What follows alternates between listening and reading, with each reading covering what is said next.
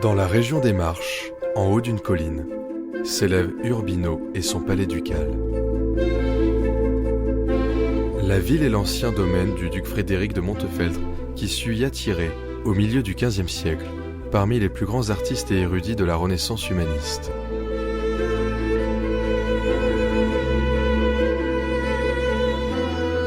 En 1483, elle y voit naître l'un des génies de la peinture, le divin Raphaël.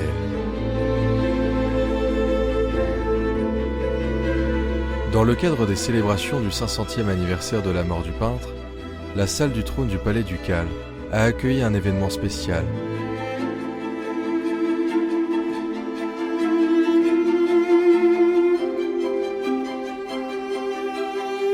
L'une des missions de nos musées, avec la valorisation de collections, et ici à Urbino on peut vanter dans notre collection de chefs-d'œuvre tels que les tableaux de Piero della Francesca ou Titien ou Guerchin ou bien d'autres, est celle d'organiser des expositions temporaires qui nous permettent de créer des liens avec les institutions culturelles européenne e extraeuropéenne. La mostra allestita nel Salone d'Onore del Palazzo Ducale pone l'attenzione su uno specialissimo rapporto che è quello che ha legato Raffaello al mondo degli arazzi. Una mostra dal titolo Sul filo di Raffaello che raccoglie 12 arazzi monumentali provenienti dal Vaticano e dal Mobilier National di Parigi che raccontano la fortuna della rivoluzione raffaellesca nell'arte della tessitura lungo 250 anni di storia. Scegliere un magister come Raffaello, nativo di Urbino, riportarlo nella sua città e riportarlo con quello che in qualche modo l'ha reso celebre in tutto il mondo. Dal 1683 in poi Luigi XIV decide di portare Roma a Parigi, di portare Raffaello a Parigi, di portare le stanze vaticane a Parigi attraverso la realizzazione di splendidi arazzi. Capolavori universali dell'arte come le stanze di Raffaello attraverso un medium diverso. À Paris, Raphaël ne s'est jamais rendu. Le roi François Ier chercha en vain à le faire venir à sa cour. Mais l'Urbinate fut avant tout le peintre des papes.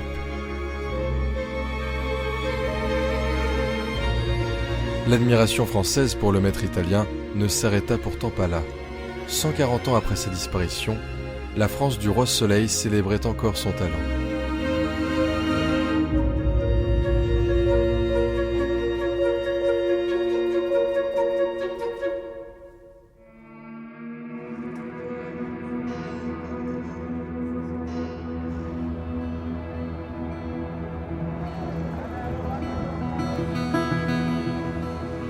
Paris, symbole de la culture française.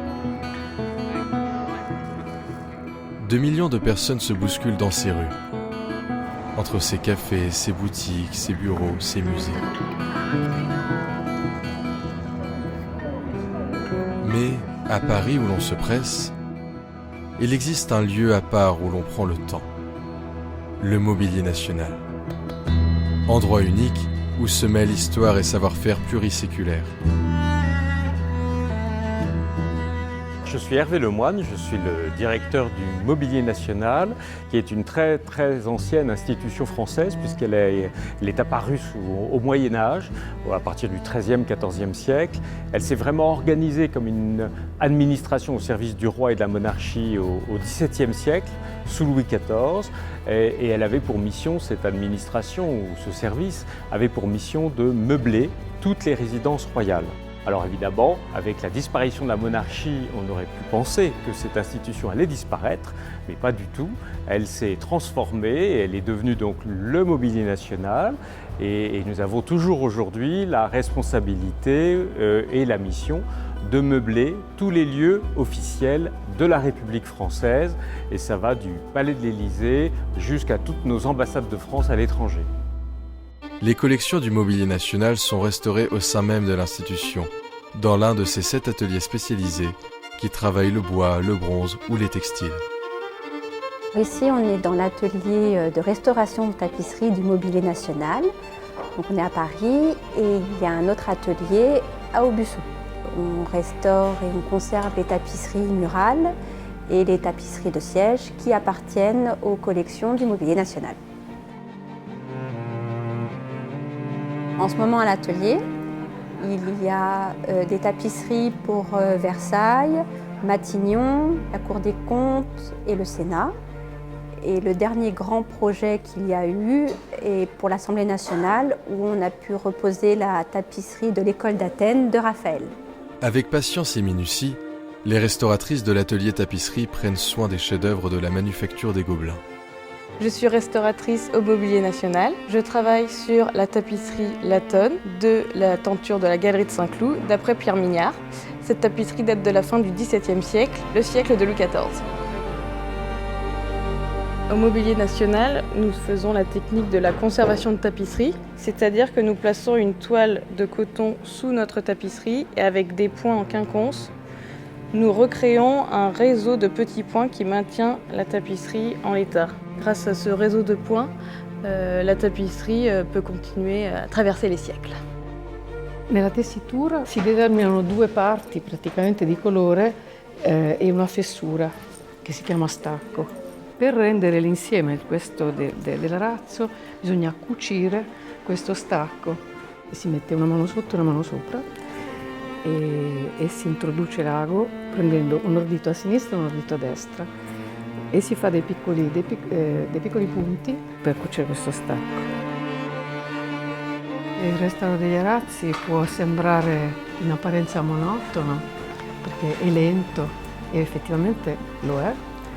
Lento, però non è monotono, anche se sono più di 20 anni che faccio questo mestiere, ogni giorno imparo qualcosa di nuovo e sono fiera di farlo perché effettivamente è un lavoro creativo, bellissimo, interessante. Poi lavorare con gli arazzi, con degli arazzi che sono stati fatti su dei disegni tipo di Raffaello,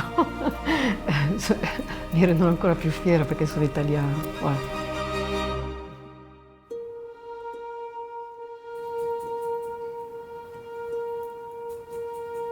L'établissement est un lieu de conservation du patrimoine. Il est également un lieu de production, un lieu où s'entremêlent tradition et modernité. Nous sommes à la manufacture des Gobelins, derrière un métier à tisser de haute lisse. Alors pour réaliser une tapisserie, nous avons besoin d'un modèle à grandeur d'exécution, d'après un artiste contemporain, et il se trouve toujours derrière le lissier. Alors nous reportons les grandes lignes de dessin sur la chaîne à l'aide d'un calque, d'une pierre à tracer que l'on trempe dans l'encre et on vient baguer les fils comme ça.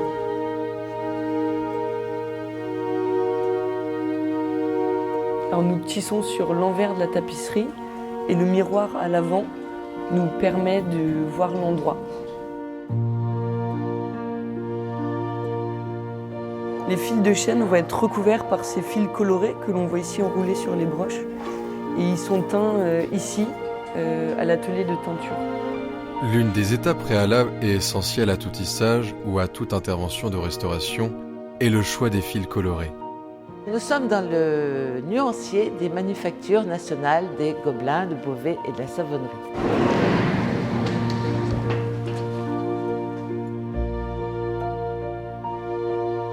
C'est une belle pièce, comme vous pouvez voir, exposée plein nord, donc très vitrée, qui permet donc, qui nous offre une lumière neutre, comme on dit généralement, qui permet de bien apprécier toutes les couleurs. Ce nuancier est formé de panneaux de tonalités.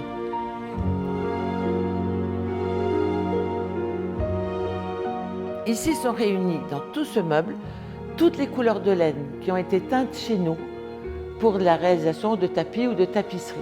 Donc vous avez des laines pour la haute lisse, pour la basse lisse, pour la savonnerie. Tout est réuni là, si bien que tous les lissiers peuvent venir consulter ces couleurs et préparer un nouvel échantillonnage pour une nouvelle œuvre. Donc un panneau de tonalité, ça c'est le numéro de la tonalité, c'est-à-dire sa position sur le cercle chromatique. Ce panneau de tonalité, il est séquencé avec deux échelles, une échelle de clarté et une échelle de chroma. Donc pour définir une couleur, en fait, il faut 3 points.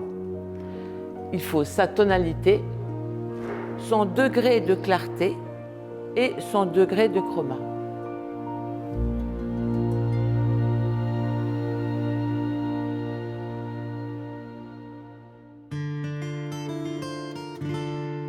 Toutes ces couleurs sur fil, délicatement renseignées et répertoriées, sont réalisées au sein même du Mobilier national, dans l'enclos des Gobelins, au même emplacement qu'il y a plus de 3 siècles. Nous sommes ici dans l'atelier de teinture du Mobilier national. Nous y créons l'ensemble des couleurs pour les fils des tapis et des tapisseries. Nous sommes en capacité de créer plus de 20 000 couleurs, soit pour la création contemporaine, soit pour retrouver les teintes des tapisseries anciennes. Ce que j'aime dans mon métier au Mobilier national, c'est qu'on apprend et on maîtrise un savoir-faire ancestral qu'on peut appliquer dans tous les domaines et surtout dans le contemporain en faisant évoluer la pratique.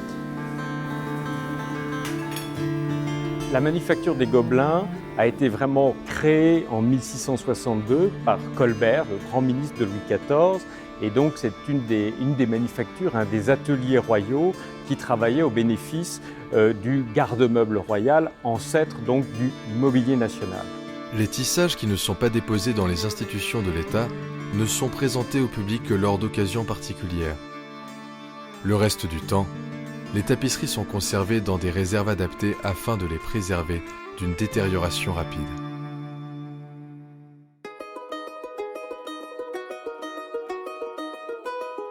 Le projet originel de l'exposition prévoyait de présenter une autre tapisserie emblématique des collections du Mobilier national.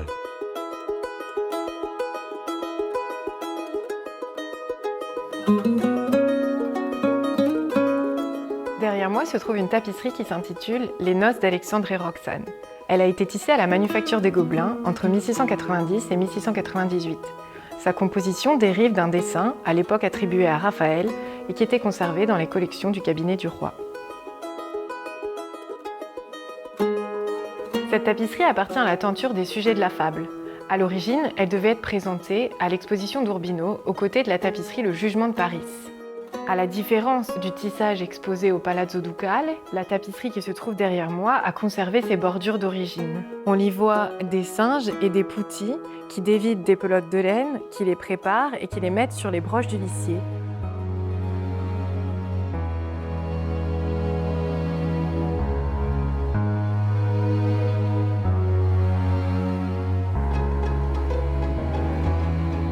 Les artistes et artisans des Gobelins ont créé, à partir d'un petit dessin monochrome de Raphaël, une œuvre originale et typique de la manufacture des Gobelins.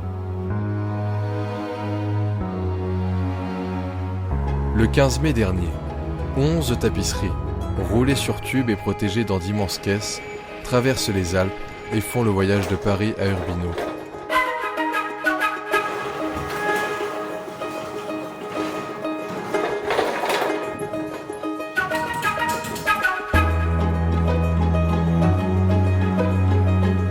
Le montage de l'exposition a impliqué plus de 50 personnes, parmi lesquelles transporteurs, installateurs-monteurs, scénographes architectes, techniciens, commissaires et responsables de collection. 10 jours ont été nécessaires pour monter la subtile structure de métal destinée à recevoir les tapisseries.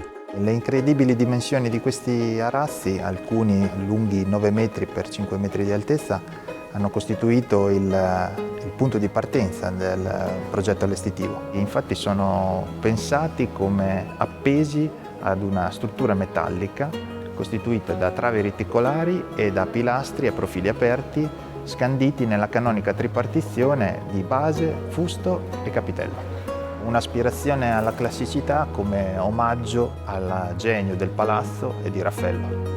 8 pilastres de 6 mètres de haut, 10 travées allant jusqu'à 12 mètres de long, 6 tonnes de fer et plus de 2000 boulons.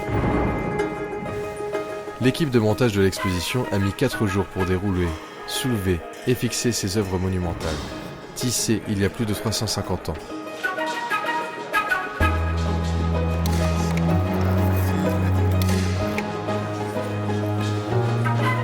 Le 12 juin 2021, l'exposition ouvre ses portes et les tapisseries sont dévoilées aux yeux ébahis du public.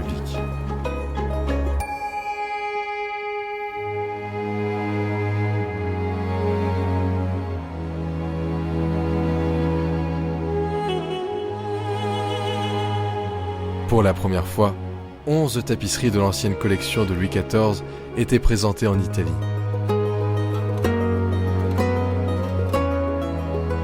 Nella Francia di Re Sole, Raffaello era considerato il pittore perfetto. Oltre ad esaltare la sua arte, la serie delle stanze vaticane aveva un ulteriore scopo: appropriarsi dell'arte di un altro centro di potere, la Roma dei Papi. Arazzi che hanno fatto sì che la conoscenza di Raffaello si sviluppasse in modo eccellente all'interno di una realtà, quella francese, che a Raffaello ha sempre guardato con una grande attenzione e una grande ammirazione. Peut-être qu'un jour, après un repos salvateur, les tapisseries y retourneront pour émerveiller encore une fois des milliers de visiteurs.